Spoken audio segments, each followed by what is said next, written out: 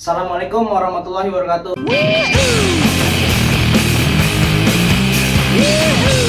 Balik lagi di channel gua nih. Kali ini gua ngundang salah satu orang yang temen deket gua banget. Dia ini juga dulu pernah ngelatih gua di pencak silat Persaudaraan Setia Hati Trate. Nah, gua udah lama banget nih nggak ketemu dia sejak 2021. Tapi gue lihat di statusnya dia tuh jadi guru SMP. Nah, paling gue akan nanya-nanya karir dia, kehidupan dia, pengalaman dia sebagai guru SMP, guru pencak silat. Iya. Nah, Oke. kenalin dulu dah nama lu. Oke, nama gue Muhammad Ilham Fuzianto, biasa dipanggil Ilham. Yang gue tahu nih, lu kan mahasiswa ya?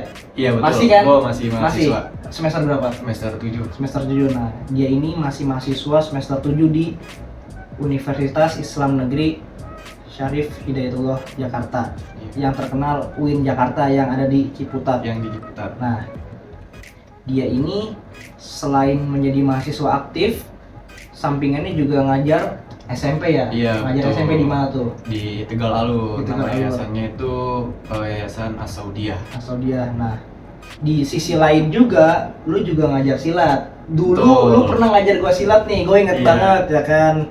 Tapi kita Betul. jarang ketemu nih dari 2021 kan. Terakhir Iya. kita ketemu 2021 tuh seinget gue di bulan Januari. Setelah itu kita nggak pernah ketemu ya. Dia sibuk banget guys. Gue ajakin main kagak mau. Gue ajakin ngopi nggak mau ya kan. Baru kali ini nih gue ajakin mau. Karena ya gue tekan gitu. Gue punya pengen bikin konten nih. Ya kan. Masa lu nggak mau masuk konten? Ya kan. Kalau dia bikin ngopi dia nggak mau. Nah akhirnya gue paksa ya bikin konten. Akhirnya dia mau. Nah kebetulan gue tuh sering lihat status dia guys. Dia itu jadi guru, ya kan, ngajar, perayaan hari guru. Kata gue kok ini orang bisa jadi guru gitu. Nah itu gimana tuh? Kok lu bisa jadi guru yang tadinya itu lu kan pelatih Waduh. pencak silat. Sedangkan pencak silat Iya, betul. sama pendidikan SMP itu beda. Yang Beda satunya banget. non akademik, yang satunya non akademik. Itu gimana tuh lu bisa jadi guru? Kalau gue dari pribadi ya, dari diri pribadi, kenapa gue pengen jadi tenaga pendidikan? Itu yang pertama, gue itu pengen sih ilmu yang gue pelajarin dulu tuh bisa bermanfaat buat buat orang banyak ya. Iya. Ya. Itu. Terus yang kedua, gue pengen ngebuktiin bahwasannya banyak lah omongan-omongan, dan mungkin itu dari teman-teman gue seprofesi mahasiswa atau mungkin dari teman-teman guru yang memang dia tuh notabene ngeluh terhadap siswa yang mungkin siswa itu susah diatur. Ya ngadepin siswa ya. Iya, Yang terus- zaman sekarang ini susah diatur banget. Terus siswanya itu kurang nangkep, baik nangkep cepat atau lama. Nah itu kan menjadi tantangan tersendiri ya. Banyak Iya, banget iya. yang ngeluh. Nah di situ gue pengen ngebuktiin bahwasannya semua siswa itu bisa kok berkembang, Bisa. bisa jadi bintang kelas, bahkan bisa mengangkat derajat dan martabat keluarga. Nah, sebelum itu lu di SMP ini apa tuh? Sebagai apa ngajar? Gue kebetulan di sana diamanahin jadi guru PJOK sama BK. Karena kebetulan nih guys, Tuh. dia ini jadi guru BK yang dimana ngadepin orang-orang bandel ya, Bandel ngadepin lah. orang-orang yang bermasalah kayak berantem, tawuran. Sekarang banyak banget tuh. Gue bingung sampai saat ini tuh heran buat apa gitu masih aja orang tawuran. Maksudnya buat apa gitu? Fungsinya buat Nah, apa gitu. gue mau nanya nih tentang pendidikan akademik dulu dah. Oke, pendidikan akademik. Cara lu mengajar di SMP itu gimana? Sedangkan yang tadinya lu kan pendidikannya di non akademik nih, Iya. ya kan? Lu ngajar gue dulu kan di silat, pasti beda dong. Beda banget. Ngajar silat sama ngajar di SMP, SMP. yang dimana notabene SMP itu akademik pelajarannya. Nah, di sisi lain juga zaman sekarang ini banyak orang yang kurang konsentrasi sebab HP. Salah satu contoh nih studi kasus di negara Australia itu pemerintah membuat regulasi di mana anak di bawah umur 16 tahun itu dilarang menggunakan sosial media. Karena sosial media itu dirasa-rasa mengganggu konsentrasi, di mana mengganggu pola pikir anak tersebut dalam mencerna, mempelajari, dan menangkap pelajaran di sekolah. Nah di Indonesia ini zaman sekarang anak SMP aja udah pakai HP dan pastinya udah sosial media. Sedangkan umur 16 tahun itu kemungkinan baru lulus dari kelas SMA. Iya. Nah itu menurut lu gimana tuh cara mengatasi? Lu kan guru BK nih, pasti ada aja ya kan kasus-kasus entah bawa HP entah apa. Nah di sekolah itu apakah boleh bawa HP saat ini gitu? Oke, nih gua jawab mas.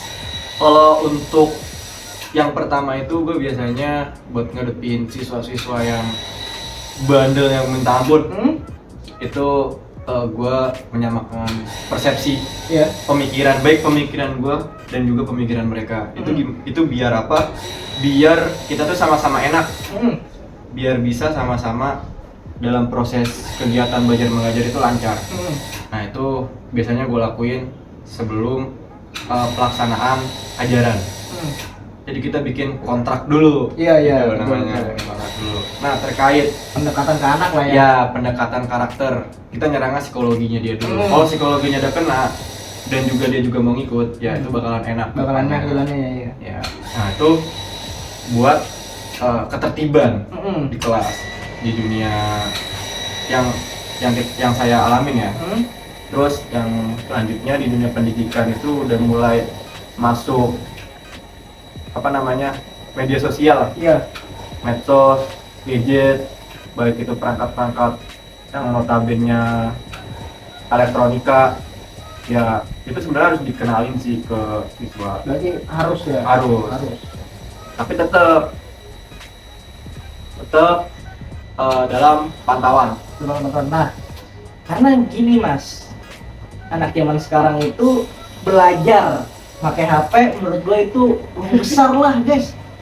Sekarang nih iya belajar pakai HP, tapi kalau notifnya penting ada, pasti dia saya yakin penasaran, rasanya pengen buka. Nah gimana itu? Maksudnya kan sekarang itu buku itu sangat dialihkan, ya kan? Orang lebih condong ke HP, apalagi gara-gara peralihan zaman, gara-gara COVID, ya kan? Sejak COVID itu semua peralihan zaman rata loh. Semua menggunakan digital. Nah, menurut Mas Ilham gimana nih supaya anak itu bisa menangkap pelajaran di sekolah? Karena gini Mas, anak satu dengan anak yang lainnya itu nggak mungkin sama dalam menangkap pengetahuan, ya kan?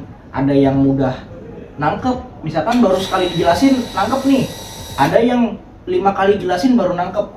Ada yang 10 kali dijelasin baru nangkep, dan ada juga yang berkali-kali ya kan baru nangkep. Tapi di sisi lain anak itu males gitu. Iya, itu udah susah nangkep, males. Itu gimana cara Mas Ilham itu mengatasi siswa yang notabene di mana di kelas itu banyak ya kurang lebih sekitar 30 anak lah ya. Iya. Itu nggak mungkin sama. Daya tangkapnya itu gimana Mas? Kalau untuk HP sendiri, biasanya kalau di sekolah saya Mas ya, di sekolah saya itu tergantung kebijakan guru setiap mapel. Kalau misalkan guru itu memperbolehkan siswa itu bawa HP ya, siswa tersebut akan bawa HP, tapi tetap dengan pantauan. Jadi dalam pelajaran tersebut itu dia boleh membuka HP, dan ketika pelajaran tersebut selesai, HP-nya tersebut itu dikumpulkan, dititipkan ke wali kelas. Nah, jadi itu tetap dalam controlling guru. Biar apa? Biar anak itu fokus dalam pembelajaran. Itu yang pertama. Dan yang kedua itu guru harus punya kreativitas dalam membuat metode pembelajaran yang sifatnya tuh digital. Ya.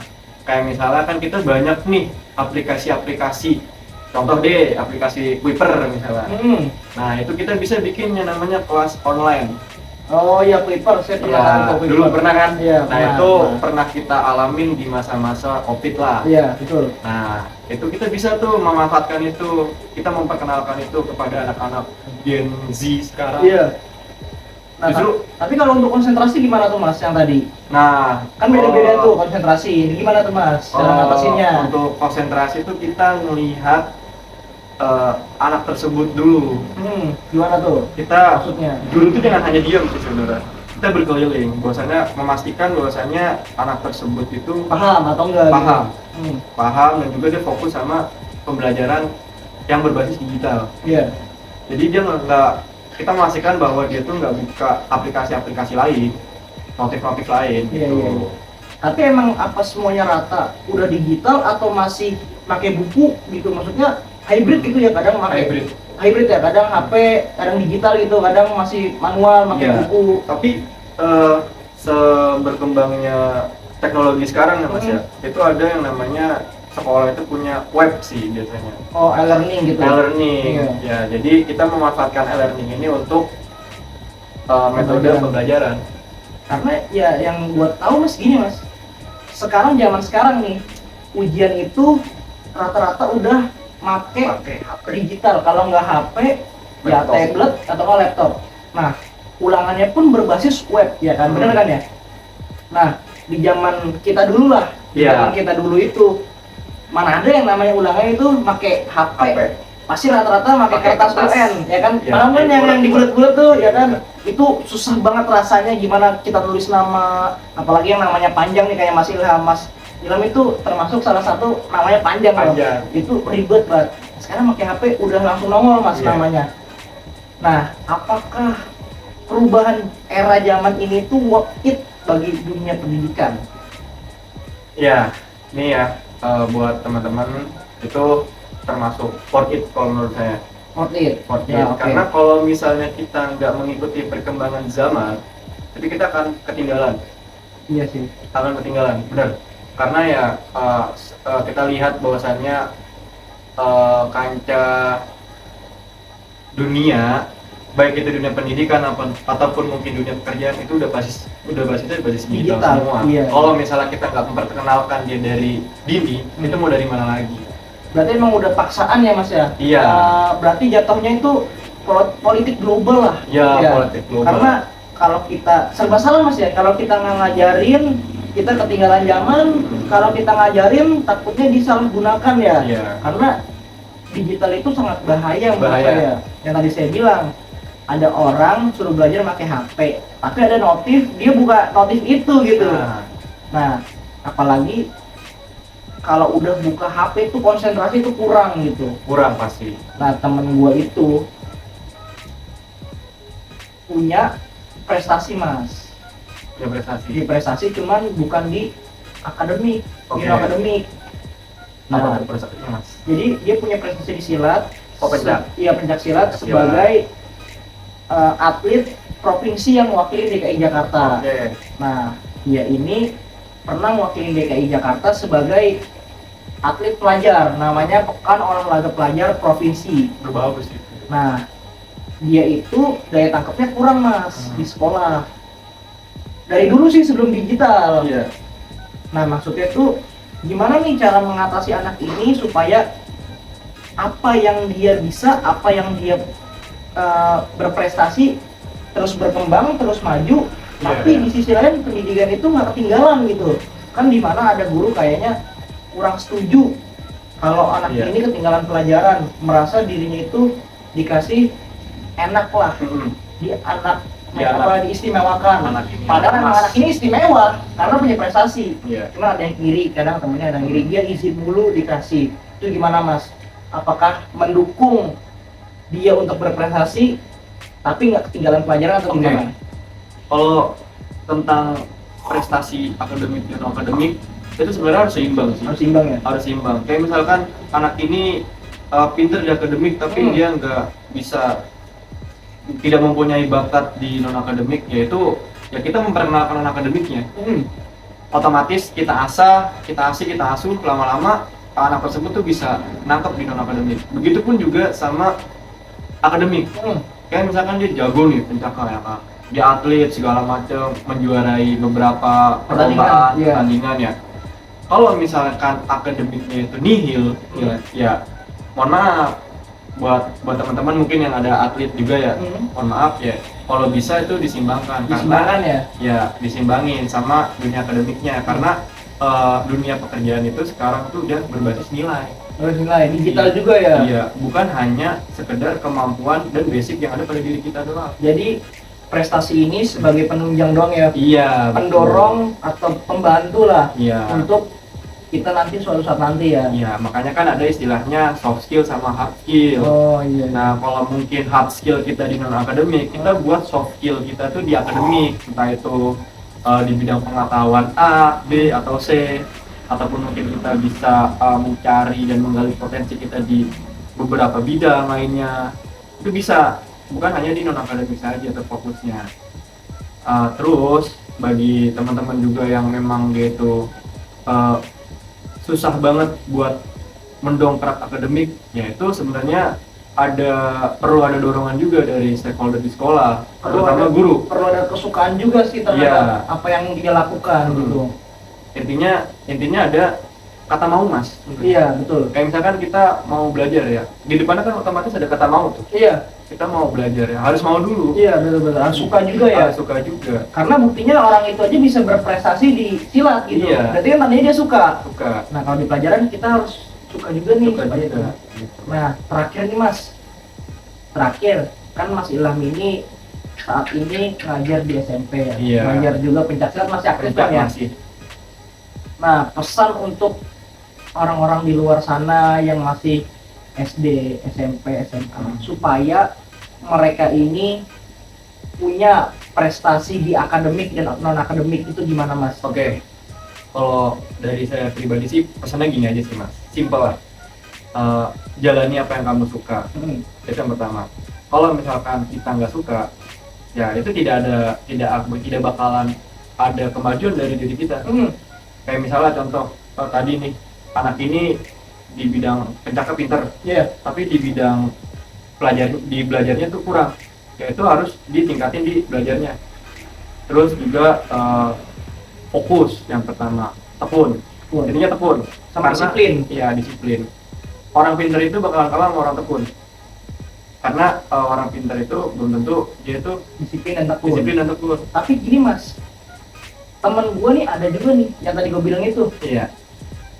Berkat dari sertifikat provinsi itu, dia akhirnya bisa masuk ke universitas, dapat beasiswa.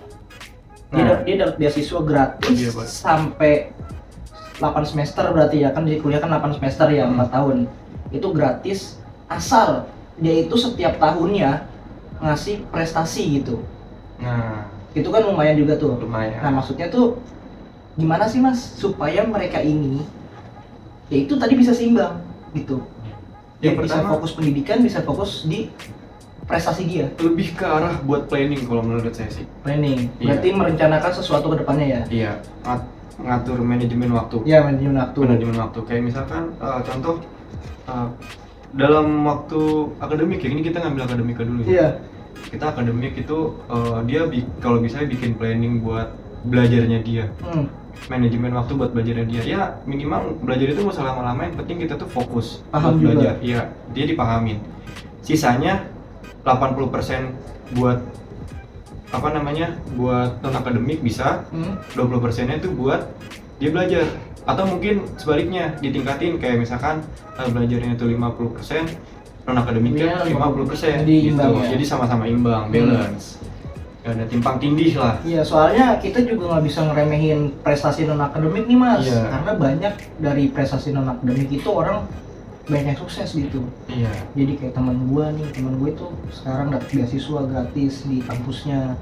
Terus ada juga tuh kayak Mas Denny Aprisani ya, satu itu dia kan salah satu atlet Indonesia, atlet internasional dari Indonesia. Dia pernah menjuarai SEA Games dan saat ini dia itu menjadi konten creator YouTube. Betul. Dia bisa menyalurkan ilmunya. Nah, jadi kita juga harus imbang ya antara pendidikan dan non akademik. Iya. Tapi gini Mas, di realita kehidupan kita, kalau orang yang pinter di akademik itu pasti selalu diistimewakan di sekolah. Beda sama yang non akademik. Karena pengalaman gue nih, dulu gue di sekolah itu yang prestasi non akademik itu kurang diistimewakan. Beda sama yang prestasi di akademik tersebut. Nah, Misalkan kayak ranking 1 sama yang juara 1. Ranking 1 nih di kelas nih sama yang juara 1 di pertandingan, itu pasti beda mas. Lebih diistimewakan yang ranking 1 di kelas. Padahal juara 1 ini susah dapetinnya. Ya kan? Itu gimana mas?